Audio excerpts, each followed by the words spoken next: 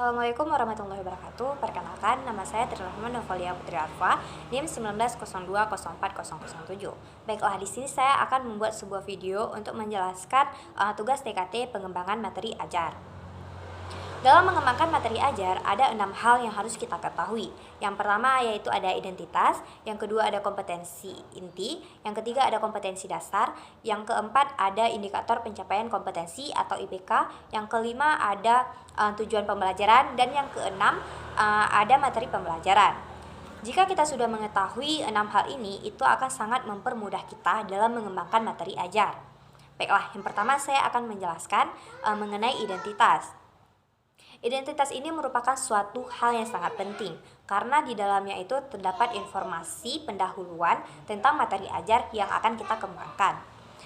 Di dalam identitas ini terdapat satuan pendidikan, kelas atau semester, kemudian ada mata pelajaran, kemudian ada program, ada tahun ajaran, dan yang terakhir ada alokasi waktu.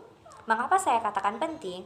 Karena yang pertama tadi ada satuan pendidikan, di mana satuan pendidikan ini sangat berguna sehingga kita bisa mengetahui materi yang kita kembangkan ini untuk tingkat SMP ataukah untuk tingkat SMA. Karena kita membuatnya untuk tingkat SMA, maka pada satuan pendidikan kita mengisi SMA.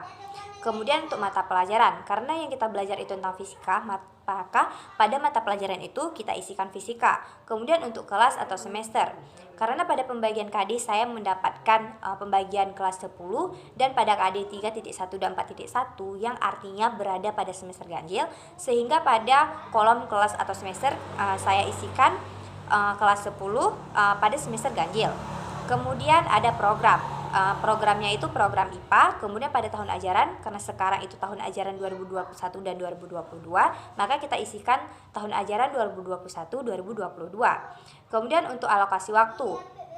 Alokasi waktu ini saya ambil berdasarkan program semester yang sudah saya buat pada minggu lalu, yaitu untuk KD 3.1 dan 4.1, alokasi waktunya yaitu sebanyak 10 JP atau 10 jam pelajaran. Kemudian yang kedua ada kompetensi inti. Pada kompetensi inti ini ada 4 KI. Yang pertama KI 1 menghayati dan mengamalkan ajaran agama yang dianutnya. Pada KI 2 yaitu menghayati dan mengamalkan perilaku jujur, disiplin dan santun, peduli gotong royong, kerjasama, toleran, damai, bertanggung jawab, responsif dan proaktif dalam berinteraksi secara efektif sesuai dengan perkembangan anak di lingkungan keluarga, sekolah, masyarakat, dan lingkungan alam sekitar, bangsa, negara, kawasan regional, dan kawasan internasional.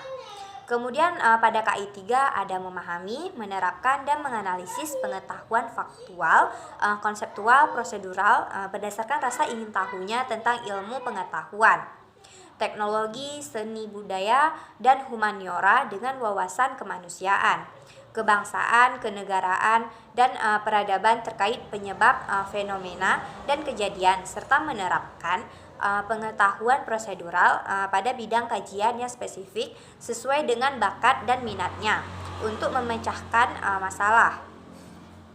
Kemudian pada KI 4 ada mengolah, menalar, dan menyaji dalam ranah konkret dan ranah abstrak terkait dengan pengembangan dari yang dipelajarinya di sekolah secara mandiri dan mampu menggunakan metode sesuai kaidah keilmuan. Kemudian yang ketiga ada kompetensi dasar. Pada pembagian KD saya mendapatkan KD 3.1 dan 4.1. Pada KD 3.1 yaitu menjelaskan hakikat ilmu fisika dan perannya dalam kehidupan, metode ilmiah, dan keselamatan kerja di laboratorium. Kemudian pada KD 4.1 yaitu membuat prosedur kerja ilmiah dan keselamatan kerja, misalnya pada pengukuran kalor.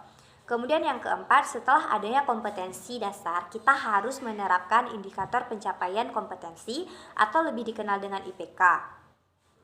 Yang mana IPK ini harus sesuai dengan kompetensi dasar yang sudah ada. Indikator 3.1.1 yaitu mendefinisikan hakikat ilmu fisika. Kemudian indikator 3.1.2 ada mengidentifikasi hakikat ilmu fisika dan perannya dalam kehidupan sehari-hari.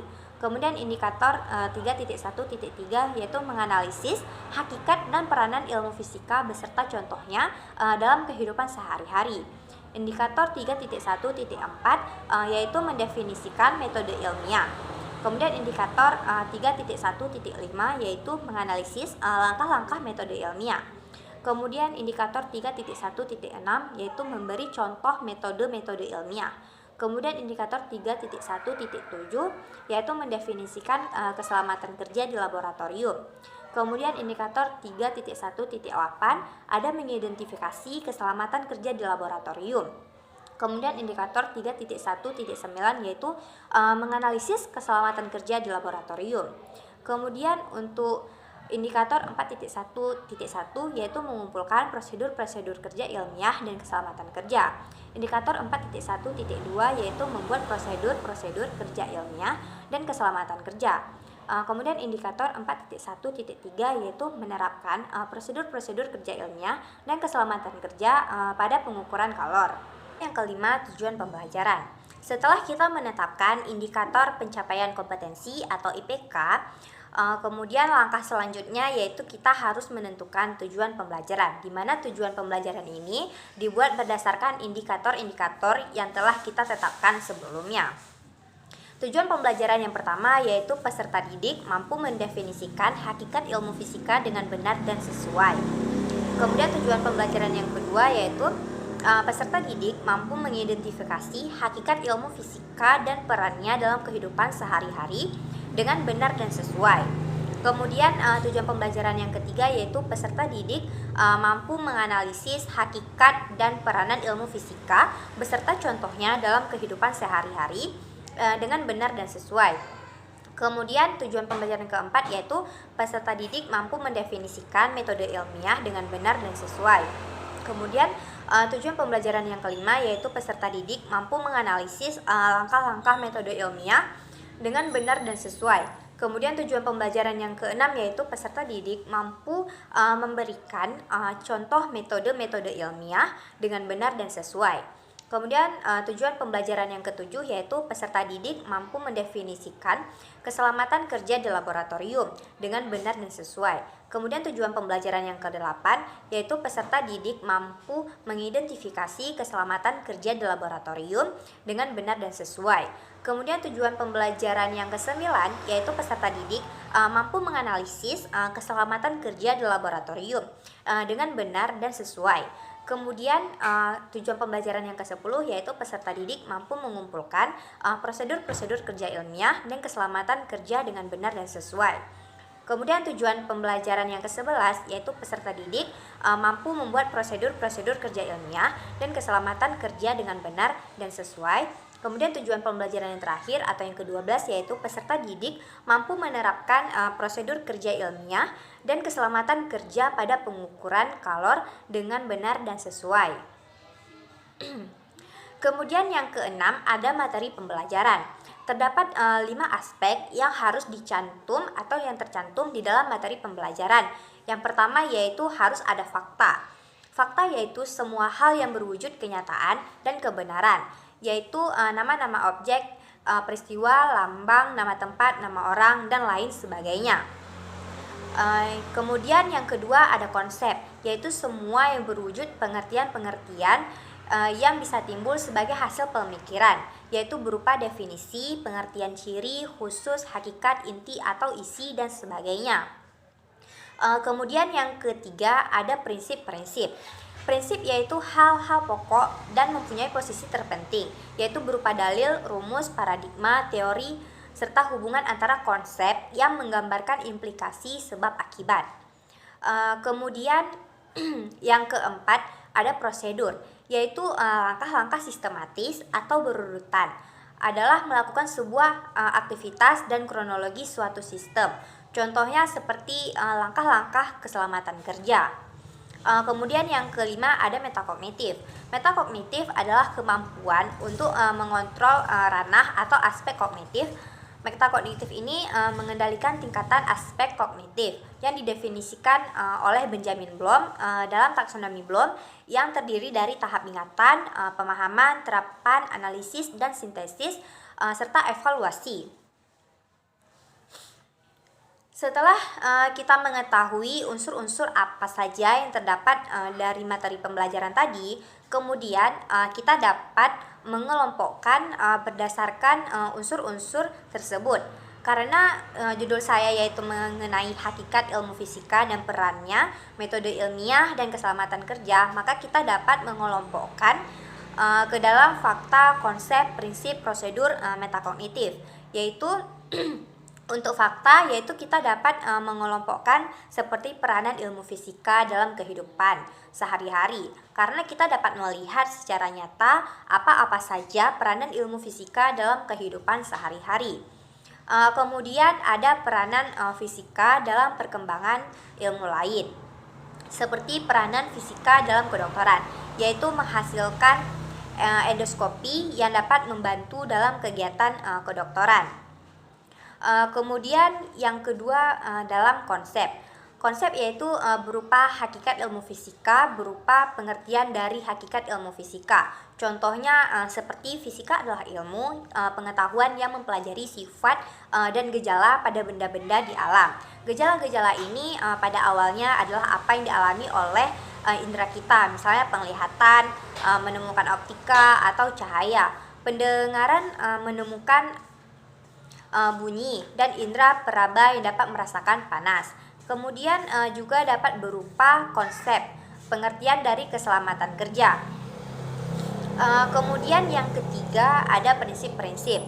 Prinsip ini dapat berupa metode-metode ilmiah seperti metode-metode yang harus dilakukan atau metode yang disusun dalam metode ilmiah.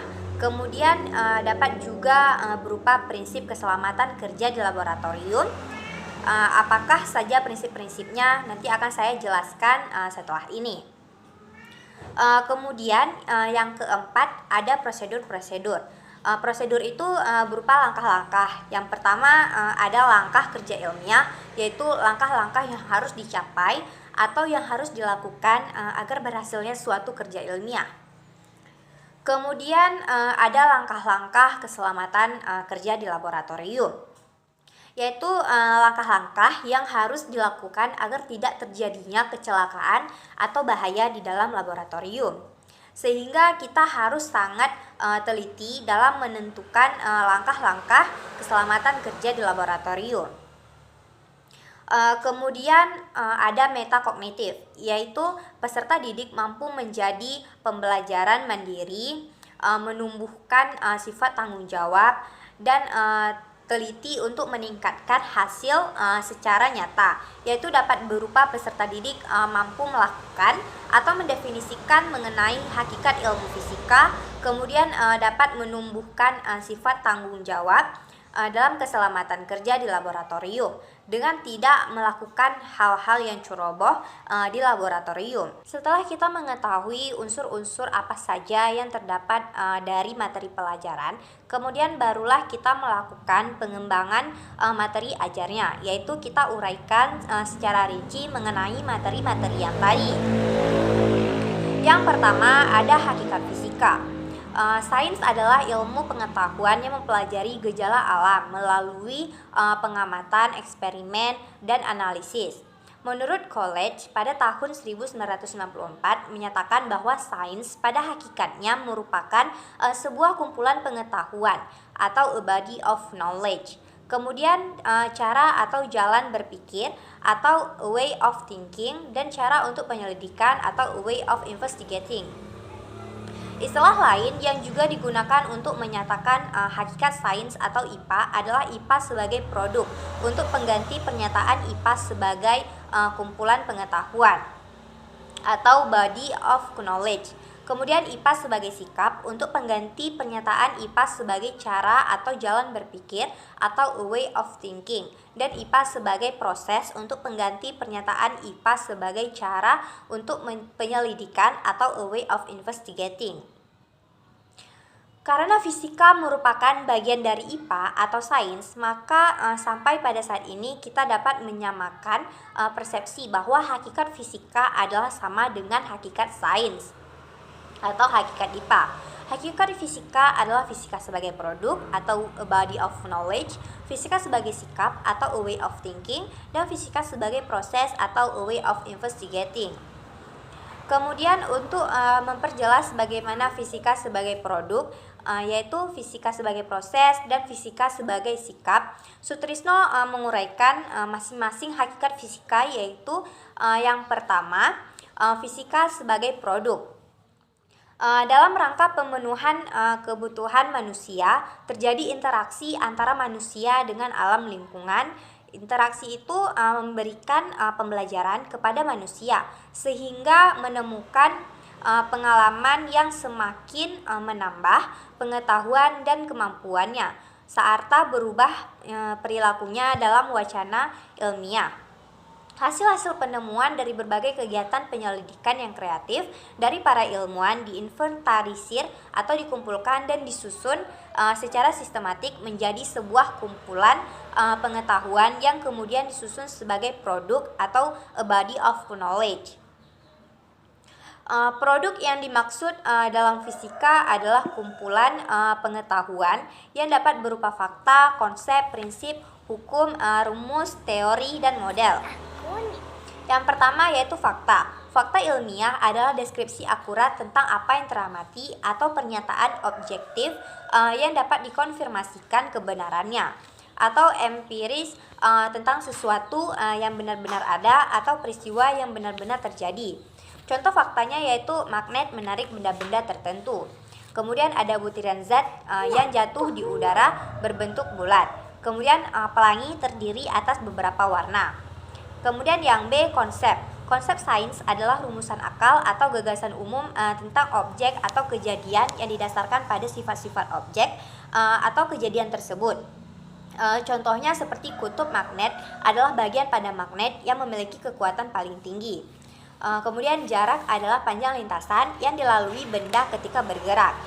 Kemudian yang C ada prinsip. Prinsip sains adalah rumusan atau generalisasi hubungan fakta dengan konsep. Prinsip lebih bersifat analitik, bukan sekedar empirik.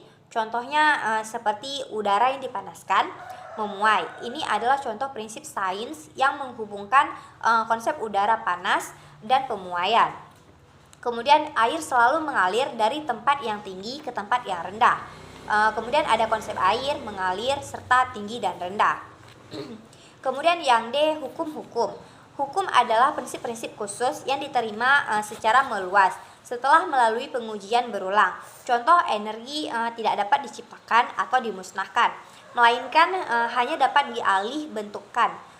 Ini merupakan hukum kekekalan energi. Kemudian benda dicelupkan ke dalam air akan menerima gaya ke atas yang besarnya sama dengan berat air yang dipindahkan. Yang dipindahkan oleh benda tadi merupakan sebuah hukum Archimedes.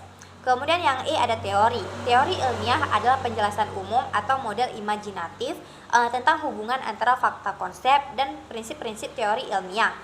Berguna untuk memudahkan memahami, memprediksi atau mengendalikan fenomena alam. Contoh dari teori ini seperti teori Big Bang, yaitu berupa alam semesta, galaksi, dan bintang, serta tata surya, terbentuk melalui peristiwa dentuman besar. Kemudian contoh lain dari teori yaitu teori pemanasan global, yaitu akibat atmosfer dipenuhi oleh gas-gas pemeran panas, maka suhu atmosfer bumi mengalami peningkatan. Kemudian ada teori atom, yang mana teori atom ini terdiri atas proton dan neutron yang dikelilingi oleh elektron yang bergerak pada orbit tertentu. Kemudian yang F ada rumus. Rumus adalah pernyataan matematis dari suatu fakta, konsep, prinsip, hukum, dan teori dalam rumah. Kita dapat saling melihat saling keterkaitan antara konsep-konsep dan variabel-variabel pada umumnya. Prinsip dan hukum dapat dinyatakan secara matematis. Kemudian yang G ada model. Model adalah sebuah presentasi yang dibuat untuk sesuatu yang tidak dapat dilihat. Model ini sangat berguna untuk membantu memahami suatu fenomena alam. Juga berguna untuk membantu memahami sesuatu teori. Contohnya seperti model atom Bohr membantu untuk memahami teori atom. Kemudian yang kedua ada fisika sebagai proses. Fisika sebagai proses atau juga disebut sebagai way of investigating memberikan gambaran mengenai bagaimana para ilmuwan bekerja melakukan penemuan-penemuan. Jadi fisika sebagai proses memberikan gambaran mengenai pendekatan yang digunakan untuk menyusun pengetahuan. Dalam hal ini, pengetahuan-pengetahuan yang dalam fisika diperoleh melalui suatu cara penyelidikan atau investigating terhadap suatu fenomena. Seorang ilmuwan dituntut melakukan sejumlah proses sains secara terampil. Adapun proses sains yang harus dilakukan oleh seorang ilmuwan dalam melakukan penyelidikan ilmiah tersebut meliputi seperti mengamati atau observasi. Mengamati atau observasi yaitu melakukan kegiatan yang melibatkan panca indera, melihat, mendengar, merasakan, meraba, mencium terhadap suatu benda atau fenomena alam yang diselidiki. Kemudian yang B, menggolongkan atau mengklasifikasikan. Menggolongkan atau mengklasifikasikan yaitu memilah berbagai benda atau fenomena alam berdasarkan persamaan sifat atau karakteristiknya, sehingga diperoleh kumpulan sejenis dari benda atau fenomena alam yang diselidiki. Kemudian yang C, melakukan pengukuran. Melakukan pengukuran yaitu membandingkan besaran-besaran tertentu dari suatu benda atau fenomena alam dengan besaran dan sejenis yang ditetapkan sebagai satuan. Kemudian yang D, mengajukan pertanyaan. Mengajukan pertanyaan yaitu membuat pertanyaan-pertanyaan terkait benda atau fenomena alam yang diselidiki dan mengidentifikasi pertanyaan-pertanyaan yang mungkin dapat dijawab melalui penyelidikan ilmiah. Kemudian yang E, merumuskan hipotesis. Merumuskan hipotesis yaitu menjelaskan pengamatan dalam terminologi dan prinsip serta menggunakan penjelasan untuk membuat prediksi fenomena yang diamati. Kemudian yang F, ada merencanakan dan melakukan penyelidikan atau percobaan. Merencanakan dan melakukan penyelidikan atau percobaan ini yaitu membuat rancangan kerja ilmiah untuk memperoleh sejumlah data dan kemudian melakukan kerja ilmiah sesuai rancangan tersebut. Kemudian yang G, ada menginterpretasi dan menafsirkan data atau informasi. Menginterpretasi dan menafsirkan data atau informasi yaitu melakukan analisis data, melakukan generalisasi, menarik kesimpulan, serta membuat prediksi berdasarkan pola atau acuan tertentu. Kemudian mengkomunikasikan adalah menyampaikan hasil percobaan atau penyelidikan dengan menggunakan cara dan media yang tepat. Jadi, pemahaman fisika sebagai proses adalah pemahaman mengenai bagaimana informasi ilmiah dalam fisika diperoleh, diuji, dan divalidasi. Pembelajaran fisika sebagai proses hendaknya berhasil.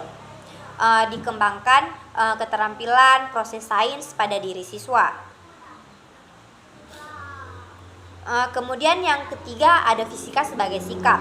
Berdasarkan penjelasan tentang hakikat fisika sebagai produk dan hakikat fisika sebagai proses, terlihat bahwa penyusunan pengetahuan fisika diawali dengan kegiatan-kegiatan seperti pengukuran dan penyelidikan atau percobaan yang semua itu memerlukan proses mental dan sikap yang berasal dari pemikiran. Jadi dengan pemikiran orang dapat bertindak dan bersifat sehingga dapat melakukan kegiatan-kegiatan ilmiah.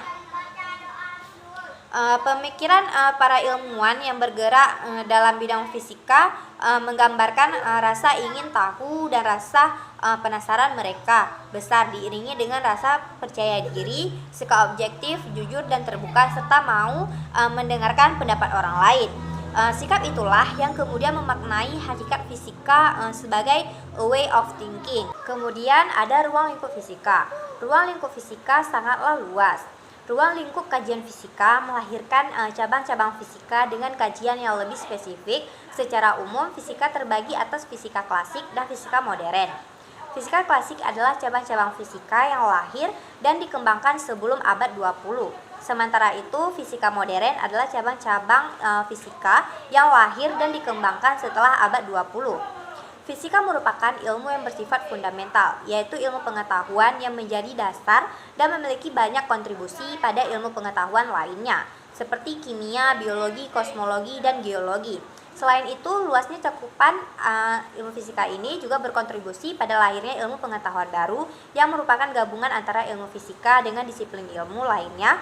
Beberapa ilmu pengetahuan tersebut antara lain yang pertama ada astrofisika. Astrofisika yaitu ilmu tentang sifat-sifat dan interaksi-interaksi benda-benda langit yang terdapat dalam ilmu astronomi. Kemudian yang kedua ada biofisika. Biofisika yaitu ilmu tentang interaksi pada proses-proses biologi. Yang ketiga ekonomi fisika, yaitu ilmu tentang proses dan hubungan-hubungan fisik dalam ilmu ekonomi. Yang keempat ada geofisika, yaitu ilmu tentang hubungan fisik yang terdapat di planet bumi.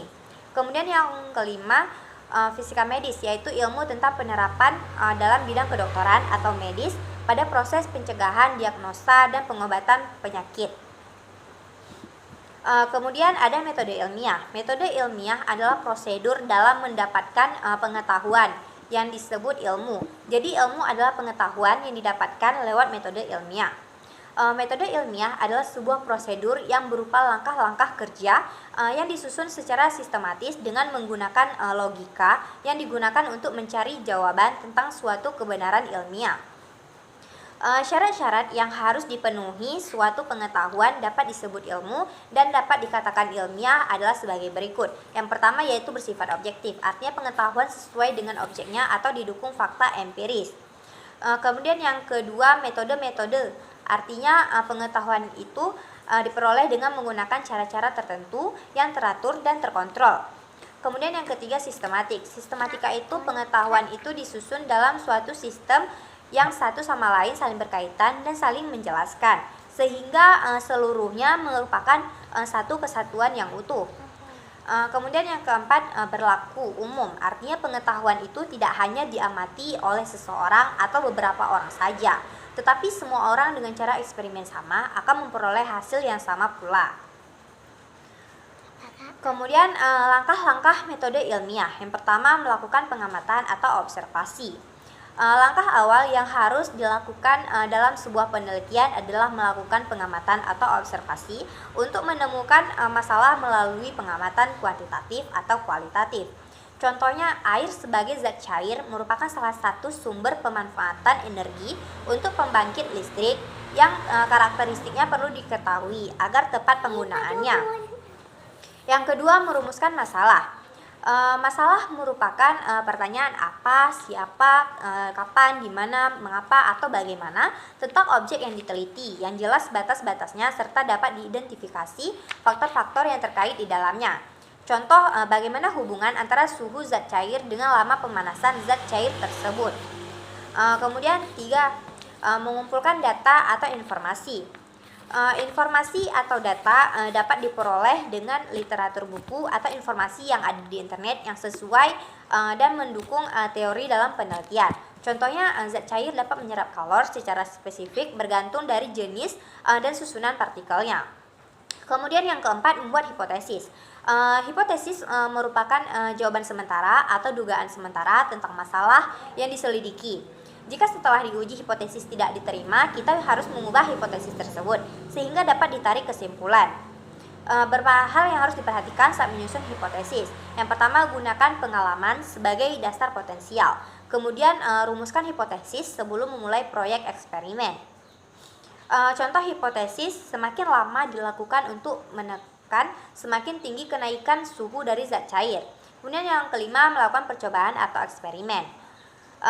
Dilakukan untuk menguji kebenaran hipotesis percobaan. Biasanya dilakukan berulang kali sehingga dapat ditarik kesimpulan ada 3 variabel yang perlu diperhatikan dalam suatu percobaan, yaitu ada variabel bebas. Variabel bebas yaitu variabel yang dapat diubah bebas. Kemudian ada variabel terikat. Variabel terikat yaitu variabel yang diteliti dan perubahannya bergantung pada variabel bebas. Kemudian ada variabel kontrol. Variabel kontrol yaitu variabel yang selama percobaan dipertahankan tetap. Ketika melakukan eksperimen harus memperhatikan hal-hal berikut, yaitu yang pertama, usahakan hanya satu variabel bebas selama eksperimen. Dipertahankan kondisi yang tetap pada variabel-variabel yang diasumsikan konstan. Lakukan eksperimen berulang kali untuk mengevaluasi hasil. Kemudian dicatat hasil eksperimen secara lengkap dan seksama. Kemudian yang keenam, menganalisis data. Analisis data merupakan pekerjaan yang cukup rumit. Data dapat disajikan di dalam tabel, matriks, atau grafik. Data diperoleh dapat dianalisis secara statistik dan non-statistik. Tampilan data dapat berupa grafik batang, histogram, gambar, maupun skema. Kemudian yang ketujuh, menarik kesimpulan. Kesimpulan merupakan penilaian apakah dalam sebuah hipotesis yang diajukan dapat diterima atau ditolak. Apabila dalam proses pengujian terdapat fakta yang cukup mendukung hipotesis, maka hipotesis itu diterima. Sebaliknya, jika dalam proses pengujian tidak terdapat suku fakta yang mendukung hipotesis, maka hipotesis tersebut ditolak. Menarik kesimpulan adalah hasil yang diperoleh setelah melewati serangkaian metode-metode ilmiah. Kesimpulan ini dibuat berdasarkan hasil dari eksperimen. Kesimpulan bisa sesuai atau menerima hipotesis, namun bisa juga tidak sesuai atau menolak hipotesis. Setelah kesimpulan diambil, maka kita harus membuat laporan berupa karya tulis ilmiah atau yang lainnya tentang hasil-hasil yang diperoleh dari penelitian ilmiah. Setelah dilakukan kesimpulan, maka dilakukan publikasi. Kemudian keselamatan kerja di laboratorium. Dalam melakukan penelitian atau praktikum fisika, kita menggunakan laboratorium. Laboratorium merupakan ruangan yang memiliki resiko yang cukup besar. Keselamatan semua pihak merupakan tanggung jawab semua pengguna laboratorium. Di dalam laboratorium ini terdapat bahan kimia yang merupakan bahan mudah meledak, mudah terbakar, beracun. Yang pertama, laboratorium yang baik. Ruangan laboratorium yang baik memenuhi standar adalah salah satu faktor untuk menghindari kecelakaan kerja. Syarat-syaratnya yaitu meliputi kondisi ruangan, susunan ruangan, kelengkapan peralatan keselamatan, nomor telepon penting, pemadam kebakaran, petugas medis. Kemudian ruangan laboratorium memiliki sistem ventilasi yang baik, proses keluar masuk udara yang stabil, sirkulasi udara segar yang masuk ke dalam ruangan. Keduanya harus diperhatikan dengan baik sehingga sirkulasi udara, maka kondisi laboratorium juga akan sehat. Kemudian ruangan laboratorium harus ditata dengan rapi. Penempatan bahan kimia dan peralatan percobaan harus ditata dengan rapi supaya memudahkan untuk mencarinya. Berikan contoh dan panduan penempatan bahan kimia di raknya supaya semakin memudahkan untuk mencari bahan kimia tertentu. Alat keselamatan kerja juga harus selalu tersedia dalam kondisi baik, terutama kotak P3K dan alat pemadam api. Laboratorium harus memiliki jalur evakuasi yang baik. Setidaknya memiliki 2 pintu keluar dengan jarak cukup jauh. Bahan kimia yang berbahaya harus ditempatkan di rak khusus dan dipisahkan, karena bahan kimia yang ditimbulkan yang beradu dapat menimbulkan ledakan. Kemudian ada tata tertib keselamatan kerja. Aturan umum dalam tata tertib keselamatan kerja yaitu yang pertama, dilarang mengambil atau membawa keluar alat serta bahan dalam laboratorium tanpa seizin petugas laboratorium. Yang kedua, orang yang tidak berkepentingan dilarang masuk ke laboratorium. Hal ini untuk mencegah hal-hal yang tidak diinginkan. Yang ketiga, menggunakan alat dan bahan sesuai dengan petunjuk praktikum yang diberikan.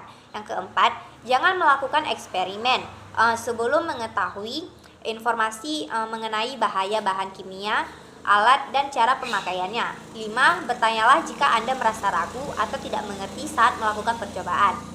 6. Mengenali semua jenis peralatan, keselamatan kerja, dan letaknya untuk memudahkan pertolongan saat terjadi kecelakaan kerja. 7. Pakailah jas laboratorium saat bekerja di laboratorium. 8. Jika terjadi kerusakan atau kecelakaan, sebaiknya segera melaporkannya ke petugas laboratorium. 9. Setiap pekerja di laboratorium harus mengetahui cara memberi pertolongan pertama pada kecelakaan atau P3K. Yang ke-10, buanglah sampah pada tempatnya. 11. Jangan bermain-main di ruangan laboratorium. 12. Dilarang merokok, makan, dan minum di laboratorium. Kemudian yang ketiga adalah keselamatan kerja. Di dalam ruang laboratorium harus sudah tersedia seluruh alat keselamatan kerja supaya saat terjadi kecelakaan atau darurat bisa diatasi dengan cepat. Berikut ini merupakan alat keselamatan kerja. Yang pertama, alat pemadam api. Yang kedua, water shower. Kemudian ada jas laboratorium, peralatan pembersih, ada obat-obatan, ada kapas, ada plaster, atau pembalut. Yang keempat, jenis-jenis bahaya dalam laboratorium. Jenis-jenis bahaya dalam laboratorium diantaranya adalah sebagai berikut. Yang pertama, kebakaran.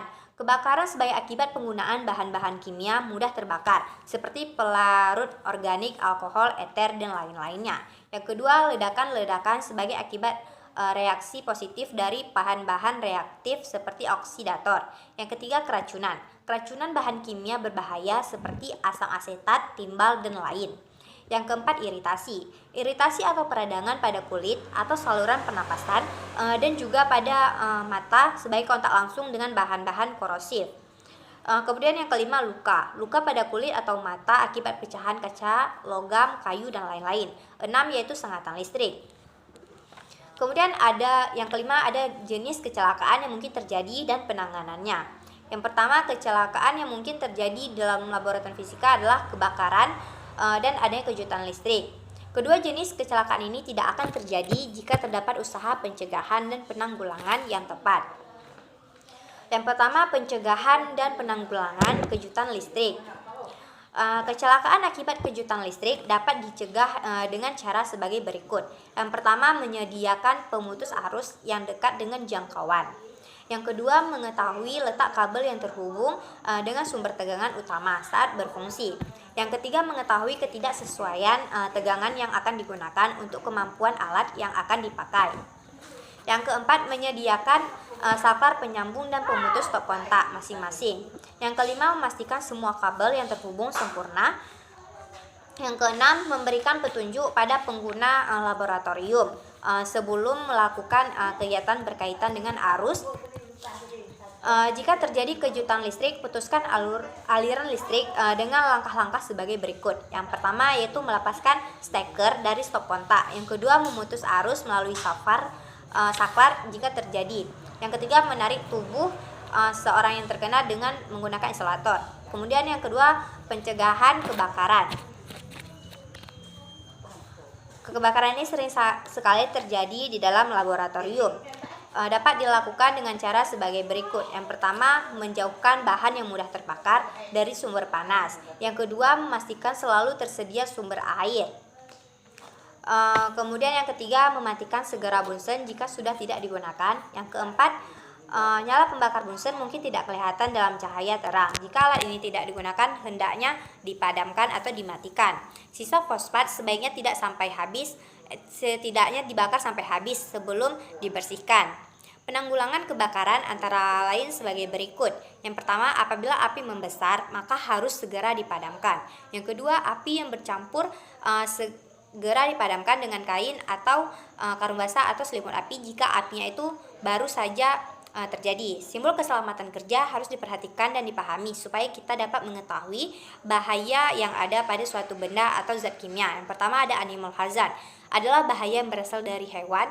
Mungkin saja hewan itu beracun karena telah disuntik bermacam-macam, seperti eksperimen, atau hewan tersebut dapat menggigit atau mencakar. Yang kedua, ada sharp instrument hazard. Adalah bahaya yang berasal dari benda-benda tajam, yang mana benda itu jika tidak digunakan dapat melukai kita jika tidak digunakan dengan bagus. Kemudian ada glassware hazard. Adalah bahaya yang berasal dari benda yang mudah pecah, biasanya berupa gelas kimia. Kemudian yang ada hazard yang berasal dari benda yang panas. Kemudian ada chemical hazard, yaitu bahan yang berasal dari bahan kimia. Yang keenam, ada electrical hazard, yaitu bahaya yang berasal dari benda-benda yang mengeluarkan listrik. Kemudian yang ketujuh, ada eye and face hazard, yaitu bahan yang berasal dari benda-benda yang dapat membuat iritasi pada wajah dan mata. Bahaya-bahaya yang berasal dari benda yang mudah terbakar, contohnya adalah kerosin atau minyak tanah dan spiritus. Kemudian ada biohazard, adalah bahaya yang berasal dari bahan biologis. Kemudian ada laser radiation hazard, adalah bahaya yang berasal dari sinar laser. Kemudian ada radioaktif hazard, adalah bahaya yang berasal dari benda radioaktif yang dapat mengeluarkan radiasi dan jika terpapar terlalu lama maka akan menyebabkan kanker. Kemudian ada eksplosif. Eksplosif adalah bahaya yang berasal dari benda yang mudah meledak. Jauhkan benda tersebut dari api. Kemudian ada peranan fisika dalam kehidupan sehari-hari. yaitu yang pertama pada bidang teknologi. Pada bidang teknologi, yaitu pengetahuan tentang vektor diaplikasikan pada teknologi sistem navigasi pesawat terbang dan kapal laut. Kemudian ada pengetahuan tentang mekanika, terutama hukum Newton, momentum, impuls, pada berbagai teknologi mesin, mekanik, senjata, militer, dan roket. Kemudian ada pengetahuan tentang termodinamika diaplikasikan pada teknologi mesin kalor dan pendingin. Kemudian ada pengetahuan tentang sifat-sifat zat padat atau semikonduktor, optika dan listrik diaplikasikan pada teknologi komputer dan internet. Kemudian ada pengetahuan tentang optika diaplikasikan pada berbagai teknologi seperti cermin, lensa, kacamata, periskop, loop, kamera, mikroskop, dan teleskop. Kemudian pengetahuan tentang mekanika fluida diaplikasikan pada teknologi seperti kapal laut, kapal selam, mesin pengangkat mobil, dan pompa. Kemudian pengetahuan tentang dinamika rotasi dan benda tegar diaplikasikan pada teknologi konstruksi, jembatan, bangunan rumah, gedung, dan bangunan-bangunan fisik lainnya. Kemudian yang kedua pada bidang industri, peranan fisika dalam bidang industri sangat banyak dari dulu hingga saat ini. Banyak sekali penemuan-penemuan baru dalam dunia industri yang melalui penelitian fisika, yaitu penemuan bahan semikonduktor, penemuan peralatan optik, bahan polimer, penemuan mesin-mesin industri, juga memanfaatkan konsep fisika. Konsep fisika ini sangat berperan dalam industri otomotif. Penemuan AC sebagai pendingin ruangan juga memanfaatkan hukum termodinamika. Kemudian yang ketiga pada bidang transportasi. Peralatan transportasi tradisional hingga modern semuanya menggunakan konsep fisika, dari penggunaan delman gerobak atau alat transportasi tradisional lain yang memanfaatkan gaya dorong dan gaya tarik, peralatan transportasi darat, laut maupun udara, semua yang menggunakan konsep dasar hukum fisika. Peralatan transportasi darat menerapkan konsep hukum fisika dengan kecepatan.